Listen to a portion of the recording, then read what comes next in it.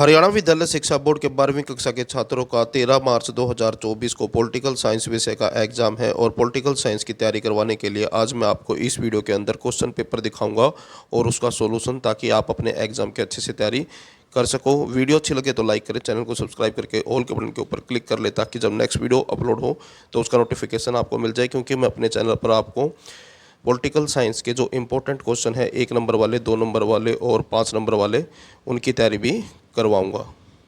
अब question paper देखते हैं। जैसा कि आप देख सकते हैं 12वीं कक्षा का क्वेश्चन पेपर है, राजनीति विज्ञान यानी कि पॉलिटिकल साइंस का क्वेश्चन पेपर है 2023 और 24 सेशन यानी कि करंट सेशन का है। अब इसके क्वेश्चन देखते हैं। यहाँ से क्वेश्चन स्टार्ट होते हैं। सबसे पहले जो है 1 नंबर वाले 20 क्वेश्चन आएंगे। पहला क्वेश्चन है, पृथ्वी पृष्ठ की समाप्ति कब की गई? तो ये की गई थी 1971 के अंदर। तो इसका आंसर ऑप्शन ग है। उसके बाद दूसरा क्वेश्चन है, भारत ने CTBT पर हस्ताक्षर करने से इनकार कर दिया था क्योंकि यह, तो इसका आंसर आएगा ऑप्शन क, विभेदकारी है, यानी कि भेद करता था, इसमें भेद किया गया था, इसलिए इस पर साइन करने से इनकार कर दिया। अगला क्वेश्चन है, सोवियत संघ का विघटन कब हुआ? तो ये हुआ था 1991 में। ऑप्शन ख जो है आपका आंसर है। उसके बाद question number 4, world trade centre पर हमले का कारण क्या था? तो आंसर आएगा आतंकवाद, ऑप्शन क। उसके बाद अगला क्वेश्चन है, भारत के वर्तमान प्रधानमंत्री कौन है? तो नरेंद्र मोदी, ऑप्शन ग। अगला क्वेश्चन है, जम्मू और कश्मीर के किस अनुच्छेद को समाप्त कर दिया गया है? धारा 370। तो ऑप्शन ग जो है आपका आंसर है। उसके बाद है, नीति आयोग की नीति का आधार क्या है? तो मेक इन इंडिया। तो ऑप्शन क जो है आंसर है। उसके बाद क्वेश्चन नंबर 8, संयुक्त राष्ट्र संघ के वर्तमान महासचिव कौन है? तो एंटोनियो गुटरेस। तो ऑप्शन ग जो है आंसर है। उचित मिलान करने वाले क्वेश्चन है अगले। भारत पाकिस्तान कारगिल युद्ध ये 1999 में हुआ था। तो इसका जो है इसके साथ मैच करना है। नेपाल में राजतंत्र की समाप्ति हुई थी, तो ये हुई थी 2008 के अंदर। तो इसका इसके साथ मिलान करना है। और 18वां G20 शिखर सम्मेलन पिछले साल 2023 में हुआ था भारत के अंदर। तो ये इसका आंसर बनेगा। उसके बाद अगला है, खाली स्थान भरें। यूरोपीय संघ की करेंसी यानी कि जो पैसे हैं वो यूरो होते हैं। उसके बाद चीन और अमेरिका ने खुले द्वार की नीति को अपनाया। तो इसमें से आंसर बनेगा चीन ने। तो चीन ने जो है खुले द्वार की नीति को अपनाया। अगला क्वेश्चन है क्वेश्चन नंबर 14, भारत की पहली स्वास्थ्य मंत्री तो राजकुमारी अमृत कौर थी। नेक्स्ट क्वेश्चन है क्वेश्चन नंबर 15। क्वेश्चन है, जर्मनी का एकीकरण कब हुआ था? तो ये हुआ था 3 अक्टूबर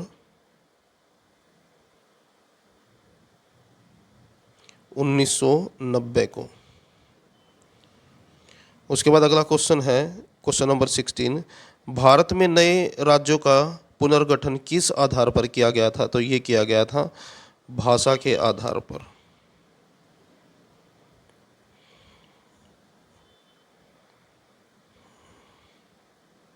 जो नए राज्य बने थे वो भाषा के आधार पर बने थे। उसके बाद अगला क्वेश्चन है, पहला लोकसभा आम चुनाव कब हुआ था? तो ये हुआ था 1952 को। पहला लोकसभा चुनाव 1952 को हुआ था। उसके बाद अगला क्वेश्चन है क्वेश्चन नंबर 18। और इस तरह के क्वेश्चन हरियाणा बोर्ड में पहली बार आएंगे। यहाँ पर एक अभिकथन है और एक तर्क है, और इन चारों ऑप्शनों में से एक आंसर बनेगा। तो पहले क्वेश्चन देख लीजिए, राजीव गांधी की हत्या एक श्रीलंकाई तमिल ने की जिसका संबंध लिट्टे से था। और दूसरा है तर्क के अंदर, वह केरल चुनाव प्रचार के लिए आया था। तो इस क्वेश्चन का जो आंसर बनेगा वो है ऑप्शन ग। ए सही है परंतु आर गलत है, यानी कि ये वाली जो सेंटेंस है ये गलत है। उसके बाद है क्वेश्चन नंबर 19, भारत व चीन को क्योटो प्रोटोकॉल में छूट दी गई है। और आर के अंदर रीजन के अंदर है, ग्रीन हाउस गैस उत्सर्जन में चीन व भारत का योगदान नाम मात्र है। तो इस क्वेश्चन का आंसर बनेगा ऑप्शन क, दोनों ए और आर ठीक है, परंतु आर सही व्याख्या है ए की। उसके बाद है नेक्स्ट क्वेश्चन, क्वेश्चन नंबर 20। वैश्वीकरण एक बहुआयामी धारणा नहीं है, तकनीकी विकास वैश्वीकरण को बढ़ावा देता है। तो इस क्वेश्चन का जो आंसर बनेगा वो बनेगा ऑप्शन घ। ए गलत है परंतु आर सही है। उसके बाद नेक्स्ट क्वेश्चन देखिए, क्वेश्चन नंबर 21 है। दो दो नंबर वाले क्वेश्चन यहाँ से स्टार्ट हो जाते हैं, 8 क्वेश्चन आएंगे। और इस सैम्पल पेपर के अलावा जो है, जो मोस्ट इंपॉर्टेंट दो दो नंबर वाले क्वेश्चन जो हैं उनकी भी मैं तैयारी करवाऊंगा, अपने चैनल पर अपलोड करूंगा। उसे भी अगर आप देखना चाहते हैं तो चैनल को सब्सक्राइब करके ऑल के बटन के ऊपर क्लिक कर लें, ताकि जब वीडियो अपलोड हो तो उसका नोटिफिकेशन आपको मिल जाए। यहाँ पर क्वेश्चन देखें अब। एक ध्रुवीय व दो ध्रुवीय विषयों का क्या अर्थ है? और चॉइस में भी एक क्वेश्चन है, बर्लिन की दीवार कब बनी व कब गिराई गई? अब क्वेश्चन नंबर 21 का आंसर देखें। यहाँ पर आंसर है, और क्वेश्चन था कि एक ध्रुवीय व दो ध्रुवीय विषयों का क्या अर्थ होता है? आंसर देखें। एक ध्रुवीय विषय अर्थात विषयों में एक ही महाशक्ति का वर्चस्व होना, उदाहरण के तौर पर वर्तमान समय में अमेरिका। दो ध्रुवीय विषय अर्थात संपूर्ण विषयों में दो शक्तिशाली विचारधाराओं का प्रभुत्व, उदाहरण के तौर पर पहले जो है सोवियत रूस था और अमेरिका। तो यहाँ पर एक ध्रुवीय का मतलब है एक ही महाशक्ति होना, और दो ध्रुवीय का मतलब है दो महाशक्ति होना, यानी कि दो गुट बनना अलग अलग।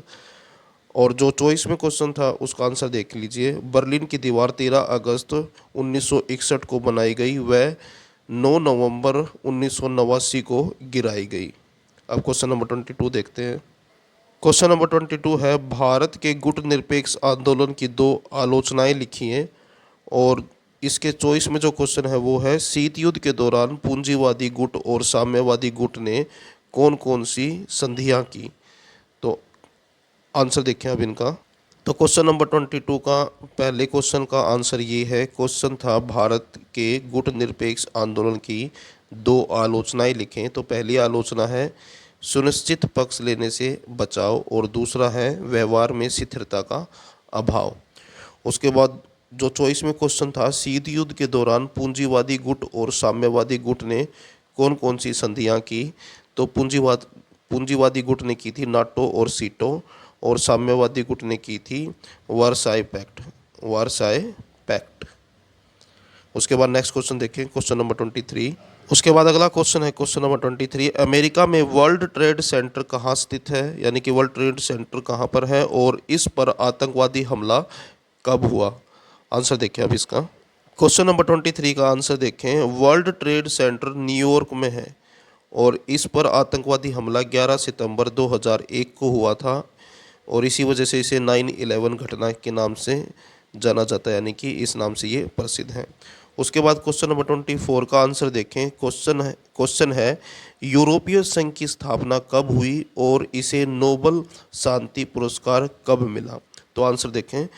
यूरोपीय संघ की स्थापना 1 नवंबर 1993 को मास्ट्रिक्ट ट्रस्ट नीदरलैंड में हुई, और युद्ध की त्रासदी झेलने वाले महाद्वीप में शांति प्रयास हेतु 2012 में इसे नोबल शांति पुरस्कार दिया गया, यानी कि 2012 में इसको नोबल पुरस्कार मिला था शांति। उसके बाद क्वेश्चन नंबर 25 का आंसर देखें। क्वेश्चन है सार्क का मुख्य उद्देश्य क्या है? आंसर देखें। सार्क का मुख्य उद्देश्य दक्षिण एशिया में रहने वाले लोगों के जीवन में गुणात्मक सुधार लाना व सामाजिक, आर्थिक, सांस्कृतिक, वैज्ञानिक क्षेत्रों के विकास में तेजी लाना। और ये सार्क जो है ये 7 देशों का समूह है। इसके अंदर जो हैं टोटल 7 देश आते हैं, भारत, पाकिस्तान, बांग्लादेश, श्रीलंका, नेपाल, भूटान और मालदीव। इन्होंने जो है सार्क समूह बना रखा है। उसके बाद अगला क्वेश्चन है क्वेश्चन नंबर 26। तो यहाँ पर है क्वेश्चन नंबर 26 है, आया राम गया राम पर टिप्पणी कीजिए। उसके बाद 27वां क्वेश्चन है, आप पहली बार आपातकाल कब लगाया गया था, यानी कि इमरजेंसी कब लगी थी, और ये कितने समय तक लागू रहा, यानी कि कितने दिनों तक इमरजेंसी लगी रही, और बहुदलीय प्रणाली की कोई 2 दोष लिखिए। और पहले वाले जो क्वेश्चन थे वो भी आप देख सकते हैं। अब इनके आंसर देख लीजिए क्वेश्चन नंबर 26 का। तो यहाँ पर है क्वेश्चन नंबर 26 का आंसर। 1967 के हरियाणा के घटना से प्रचलित आया राम गया राम के नाम से प्रसिद्ध दल बदल की राजनीति से प्रेरित हैं। अनेक सरकारों के बनने व टूटने में इसका अहम योगदान है। यानी कि उन नेताओं को आया राम गया राम की संज्ञा दी जाती है जो जल्दी जल्दी अपनी पार्टियां बदलते रहते हैं। उसके बाद है क्वेश्चन नंबर 27 का आंसर। क्वेश्चन नंबर 27 था, पहली बार आपातकाल कब लगा था और यह कितने समय तक लागू रहा था? तो आंसर देख लीजिए। राष्ट्रीय आपातकालीन 26 जून 1971 को लगाया गया और यह 21 महीने यानी कि 21 मार्च 1977 तक लागू रहा। 21 महीने यानी कि टोटल 21 महीनों तक, और 21 मार्च 1977 को जो है इस तारीख तक ये लागू रहा था। उसके बाद अगले क्वेश्चन का आंसर देखें। क्वेश्चन नंबर 28 का। क्वेश्चन नंबर 28 था, बहुदलीय प्रणाली के कोई दो दोष लिखो। तो आंसर देखें। तो आंसर ये है, पहला है, इससे शासन में अस्थिरता बनी रहती है और स्वार्थी नियुक्तियों का प्रभुत्व रहता है। और इस क्वेश्चन के चॉइस में जो क्वेश्चन है उसका आंसर है ये। क्वेश्चन है, भारतीय राजनीति के दो प्रमुख गठबंधनों के नाम लिखो। तो एक है राजग यानी कि राष्ट्रीय जनतांत्रिक गठबंधन और दूसरा है संप्रंग संयुक्त प्रगतिशील गठबंधन। उसके बाद यहाँ से भाग गए शुरू हो जाता है। 3-3 नंबर वाले क्वेश्चन हैं। पहला क्वेश्चन है, भारत जैसे विकासशील देशों पर सोवियत विघटन के क्या प्रभाव पड़े? और इसके चॉइस में जो क्वेश्चन है वो है, सोवियत संघ के विघटन के क्या कारण थे? आंसर देखें इन दोनों क्वेश्चनों के। तो यहाँ पर आंसर है 29 के पहले क्वेश्चन का आंसर है ये, सोवियत संघ के विघटन के बाद विश्व राजनीति में अमेरिका एकमात्र महाशक्ति रह गया। इसी कारण भारत तथा अन्य विकासशील देशों ने अमेरिका के साथ अच्छे राजनीतिक संबंध बनाने की कोशिश की। दूसरा, अफ़गानिस्तान, ईरान, इराक में अमेरिकी अनावश्यक हस्तक्षेप बढ़ गया। और तीसरा है, धन और सैन्य सामान के लिए अमेरिका पर निर्भरता बढ़ी। और चौथा पॉइंट है, अंतर्राष्ट्रीय मुद्रा कोष, विश्व बैंक जैसी संस्थानों पर अमेरिकी प्रभुत्व बढ़ गया। उसके बाद जो चॉइस में क्वेश्चन था उसका आंसर देख लीजिए, ये है उसका आंसर। क्वेश्चन था सोवियत संघ के विघटन के क्या कारण थे? तो आंसर देखें। पहला कारण है सोवियत संघ का दोषपूर्ण अथवा कमजोर नेतृत्व। दूसरा है सोवियत गणराज्य की राष्ट्रीय आकांक्षाओं का उभरना। और तीसरा है सोवियत संघ की कमजोर होती अर्थव्यवस्था। और चौथा है मिखाइल गोर्बाचेव की नीतियां। और पांचवा है शस्त्रीकरण। अगला क्वेश्चन है 30 क्वेश्चन है, आसियान विजन 2020 की मुख्य बातें क्या थी? और उसके बाद 31वां क्वेश्चन है, शक्ति संतुलन क्या है? कोई देश इसे कैसे कायम रखता है? आंसर देखें अभी दोनों क्वेश्चनों के। क्वेश्चन नंबर 30 का आंसर है ये, अंतर्राष्ट्रीय राजनीति में महत्वपूर्ण भूमिका निभाना। उसके बाद है आसियान सुरक्षा समुदाय, आसियान आर्थिक समुदाय, आसियान सामाजिक एवं सांस्कृतिक समुदाय को महत्व देना। और तीसरा है टकराव की अपेक्षा सहयोग की नीति अपनाना। उसके बाद क्वेश्चन नंबर 31 था, शक्ति संतुलन क्या है? कोई देश इसे कैसे कायम रखता है? तो आंसर देख लीजिए। शक्ति संतुलन से अभिप्राय उस स्थिति से है जो समकालीन विश्व राजनीति में किसी देश को इतना शक्तिशाली न होने देना जो दूसरों के लिए खतरा उत्पन्न कर सके। विकसित देशों के समक्ष सैन्य क्षमता बढ़ाकर विकासशील देश शक्ति संतुलन को कायम रखते हैं। तो शक्ति संतुलन का मतलब ये है कि किसी भी देश को इतना ताकतवर नहीं होने देना कि वो दूसरों के लिए खतरा बन जाए। और जिस प्रकार से विकसित देशों के पास सैन्य क्षमता है उसी तरह से विकासशील देश भी जो है अपनी सैन्य क्षमता को बढ़ाकर शक्ति के संतुलन को कायम रखते हैं। उसके बाद अगला क्वेश्चन है क्वेश्चन नंबर 32, मूलवासी विश्व की साझी विरासत का क्या अर्थ है और इसका दोहन और प्रदूषण कैसे होता है? उसके बाद 33वां क्वेश्चन है, भारत का कोई समकालीन मानचित्र दीजिए, उसमें राज्य की सीमाएं दिखाई गई हों और उसमें निम्न रियासतों को चिह्नित कीजिए, यानी कि ये रियासतें हैं इनको मार्क करना है नक्शे के ऊपर। अब आंसर देखें, और इसके चॉइस में भी क्वेश्चन है राष्ट्रवाद की मुख्य समस्याएं क्या हैं। अब आंसर देखें। क्वेश्चन नंबर 32 का आंसर है ये, मूलवासी किसी देश के उन लोगों को कहा जाता है जो लंबे समय से वहाँ रहते आए हैं, जो अपनी भाषा, संस्कृति, बोली और परंपराओं को बनाए रखना चाहते हैं। विश्व की साझी विरासत उसे कहा जाता है जिस पर किसी एक व्यक्ति विशेष का अधिकार नहीं होता, बल्कि समस्त समाज या समुदाय का अधिकार होता है, और वह समान रूप से उसका प्रयोग करते हैं, जैसे चरगाह यानी कि चारागाह, खेल का मैदान और कुएं। उसके बाद क्वेश्चन नंबर 33 का आंसर है, और यहाँ पर उन तीनों जूनागढ़, ग्वालियर और मणिपुर, इन तीनों राज्यों को दिखाया गया है। और उसके बाद जो चॉइस में क्वेश्चन था, क्षेत्रवाद की मुख्य समस्याएं क्या हैं, तो क्षेत्रवाद जो है, क्षेत्रवाद, भाषावाद और जातिवाद और प्रशासनिक समस्याएं यहाँ पर एक्सप्लेन नहीं किया गया है, लेकिन जो 2 नंबर वाले में इंपॉर्टेंट क्वेश्चन करवाऊंगा वहाँ पर मैं इसको अच्छी तरह से सोल्व करवाऊंगा। उसके बाद अगला क्वेश्चन है क्वेश्चन नंबर 34, हरित क्रांति के कोई 3 परिणाम बताएं। तो आंसर यहाँ पर है, हरित क्रांति के 3 परिणाम बताने हैं। तो पहला है गेहूं और चावल के उत्पादन में वृद्धि, यानी कि हरित क्रांति से जो है गेहूं और चावल के उत्पादन में वृद्धि हुई। दूसरा है देश के सकल घरेलू उत्पाद में वृद्धि हुई। तीसरा है औद्योगिक विकास को बढ़ावा मिला। चौथा है रोजगार और ग्रामीण जीवन में गुणात्मक परिवर्तन। पांचवा है खाद्यान्न संकट का समाधान हुआ, निर्यात को बढ़ावा मिला, नई तकनीक को अपनाया गया।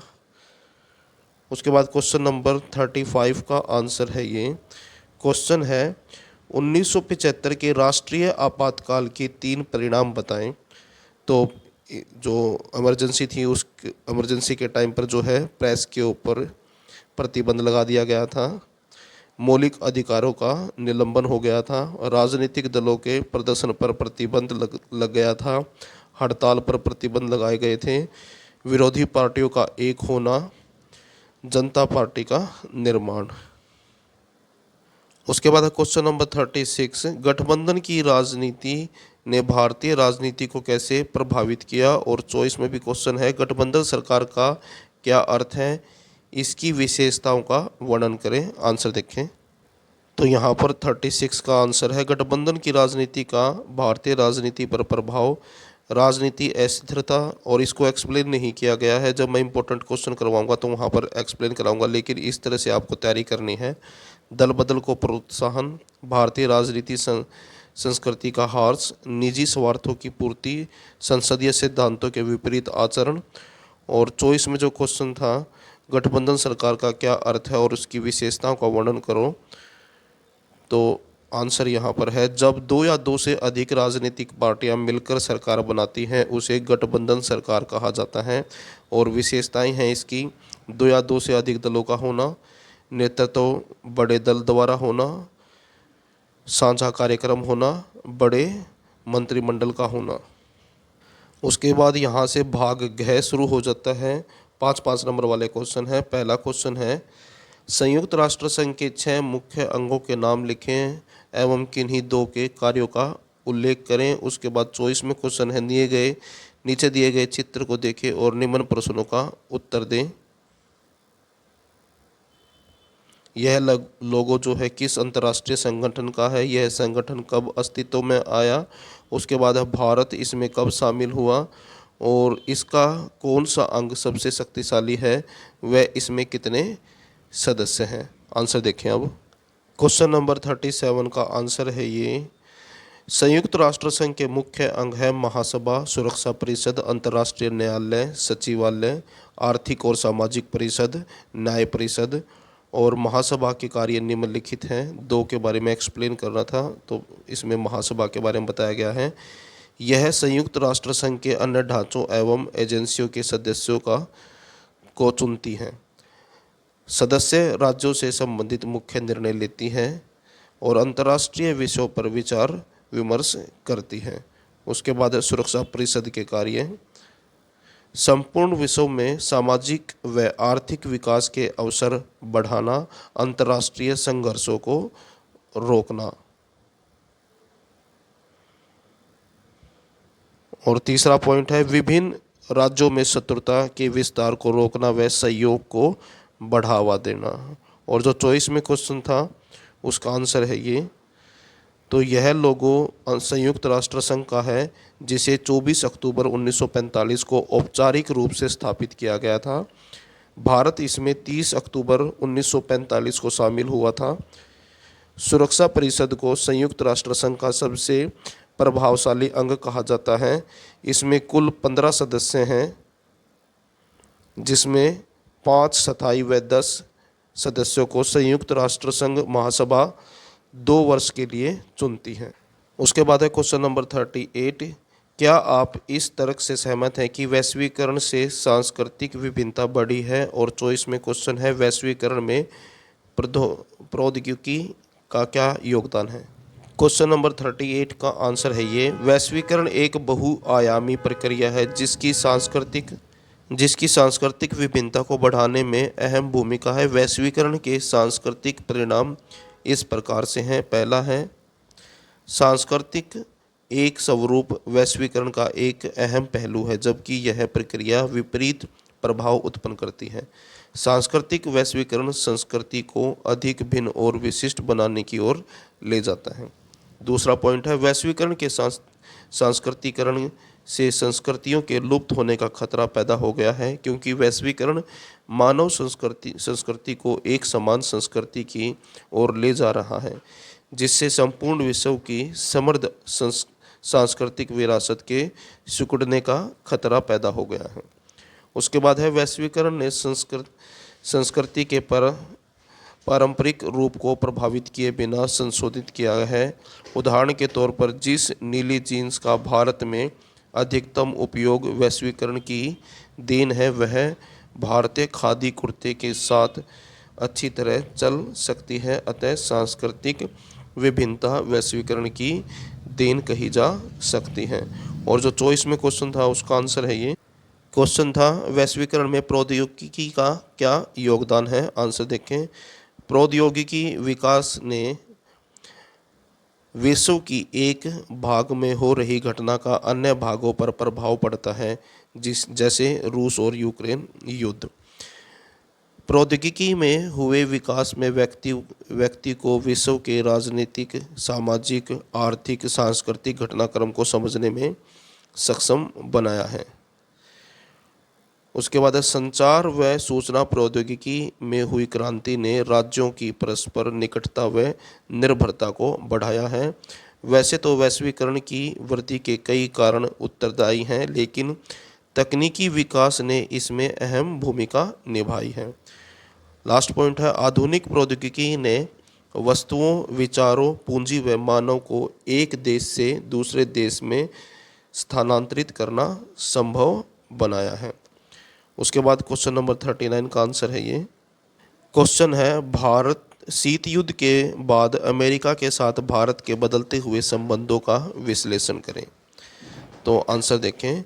शीत युद्ध समाप्ति में सोवियत रूस के विघटन के बाद विश्व पटल पर भारत के मित्रता विहीन माहौल से निकलने के लिए अपनी अर्थव्यवस्था के उदारीकरण एवं प्रभावशाली आर्थिक वृद्धि दर के कारण भारत वर्तमान में अमेरिका का आकर्षक आर्थिक सहयोगी बन गया है।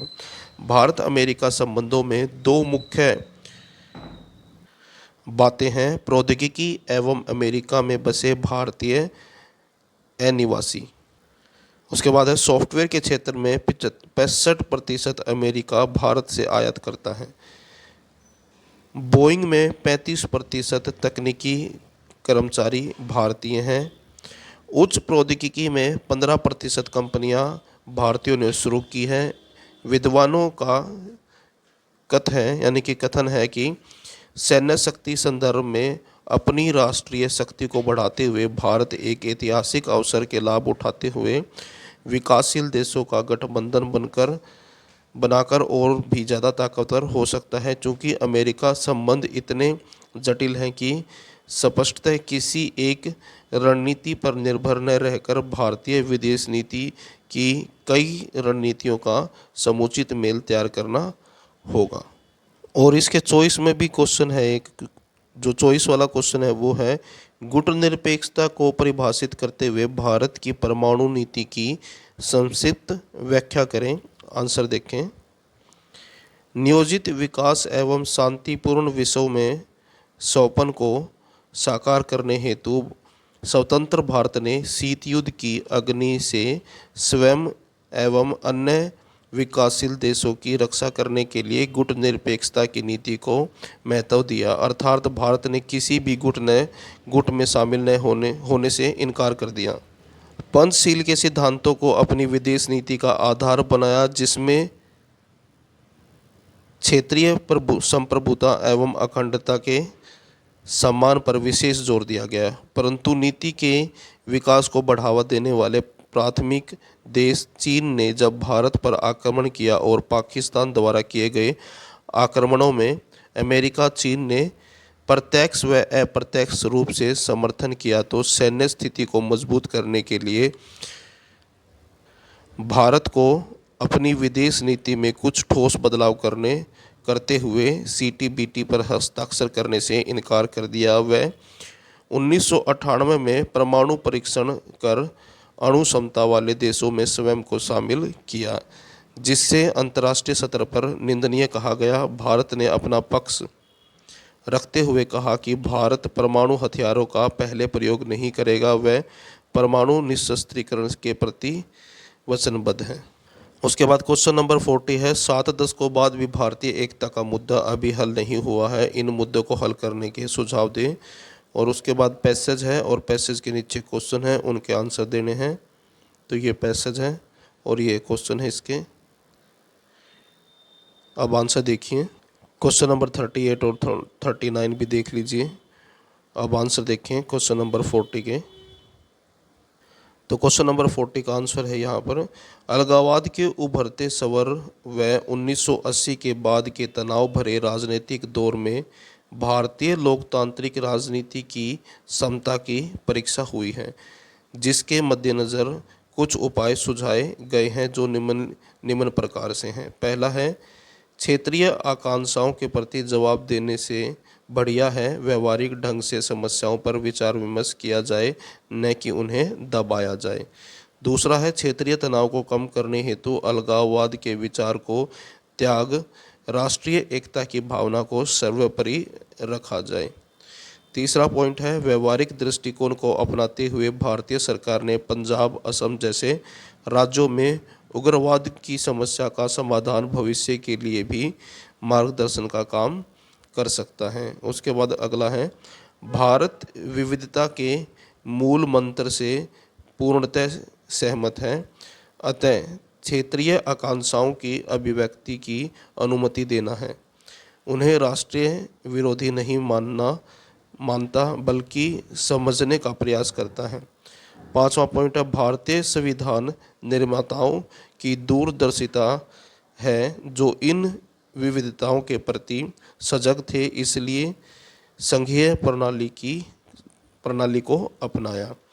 छठा पॉइंट है, आर्थिक विकास क्षेत्रीय संतुलन को बढ़ावा देकर पिछड़े राज्यों का विकास प्राथमिकता के आधार पर करके सबको विकास की मुख्य धारा से जोड़कर इस समस्या से निजात पाई जा सकती है, यानी कि पाया जा सकता है।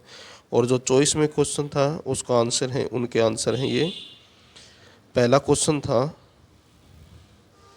लेखक यहाँ पर किस एकता के बारे में बात कर रहा है, यानी कि एकता की बात कह रहा है। तो आंसर है, लेखक क्षेत्रीय एवं राष्ट्रीय एकता की बात कह रहा है। दूसरा क्वेश्चन था, पुराने राज्य असम से अलग करके पूर्वोत्तर के कुछ राज्य क्यों बनाए गए। तो आंसर देखें, ताकि सभी राज्य शांतिपूर्ण तरीके से विकास की ओर अग्रसर हो सकें।